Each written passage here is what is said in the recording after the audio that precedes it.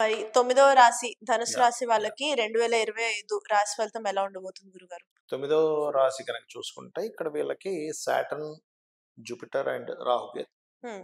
Combinations గనక చూసుకుంటే పర్టిక్యులర్‌గా వీళ్ళకి 4వ స్థానంలో రాహు సంచారం ఉంటుంది. హ్మ్. వీళ్ళకి పూర్వజన్మ కర్మ మీరు గమనించండి ఎవరి ధనుర్లగ్నంలో ఎవరు పుట్టినా కూడా 99% ఆఫ్ కేసెస్ మ్యారిటల్ డిస్టర్బెన్స్ ఉంటాయి వీళ్ళకి. Because of 6th and 11th lordship శుక్రుడికి రావడం వల్ల.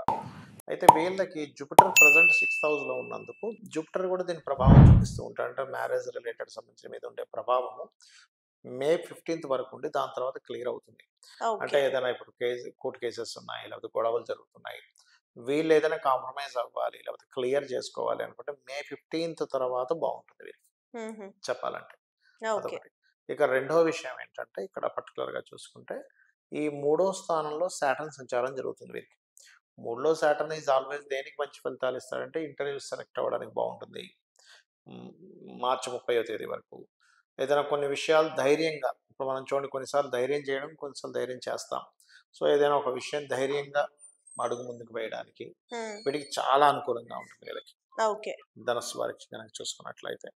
అండ్ అదే విధంగా మనకి మే మార్చి 30 తర్వాత అర్ధాష్టమ శని ప్రారంభమవుతుంది వీళ్ళకి. హుహు. అర్ధాష్టమ శని ప్రారంభమయ్యేటప్పుడు పర్టిక్యులర్‌గా ఇది ఎక్కువగా దేని మీద ఎఫెక్ట్ చూపిస్తుంది అంటే, కొన్ని కొన్ని అంటే నిత్యము పాటించేటువంటి కొన్ని వీళ్ళు ఆపేస్తారు అక్కడి నుంచి.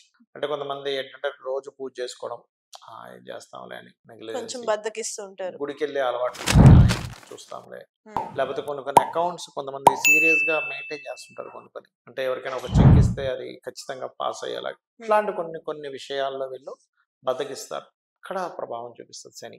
ఓకే. కాబట్టి అవి కొంచెం జాగ్రత్తగా ఉండాలి. హ్మ్. ముఖ్యంగా 4వ స్థానంలో శని సంచారం మార్చి 30వ తేదీ నుంచి. ఇక ఓకే. రాహు 3లోకి వస్తున్నాడు నెక్స్ట్. ఎప్పుడైతే రాహు 3లోకి వస్తాడో ఇక్కడ నుంచి వీళ్ళకి కలిగేటువంటిది ఏమిటి అంటే, ఇప్పుడు కామన్‌గా డే డ్యూటీ చేసేవాళ్ళు, నైట్ డ్యూటీ చేసేవాళ్ళు ఉంటారు చూసారా? హ్మ్.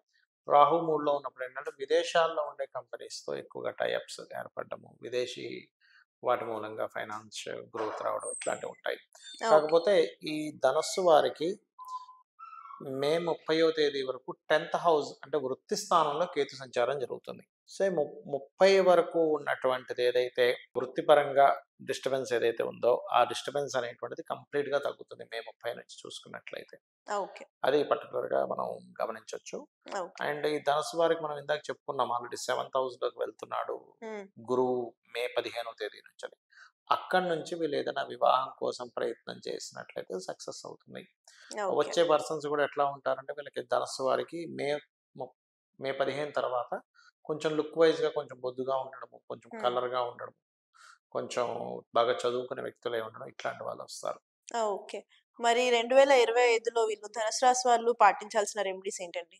వీళ్ళు ఎక్కువగా ఎప్పుడైనా సరే ధనుర్లగ్నం వాళ్ళు కానీ, ధనుస్సు రాశి వాళ్ళు కానీ పాటించాల్సింది లక్ష్మీ నరసింహస్వామి ఆరాధన. ఓకే. ఎంత లక్ష్మీ నరసింహస్వామి కరావళప్ప స్తోత్రం చేసుకోవడం, వీళ్ళకి స్తోత్రం చదవడం రాదనుకోండి. మీరు ఓం లక్ష్మీ నరసింహస్వామి అయిన నమః ఒక్కొక్క పుష్పం వేసుకుంటూ పూజ చేసినా సరిపోతుంది. సరిపోతుంది. యాహ్!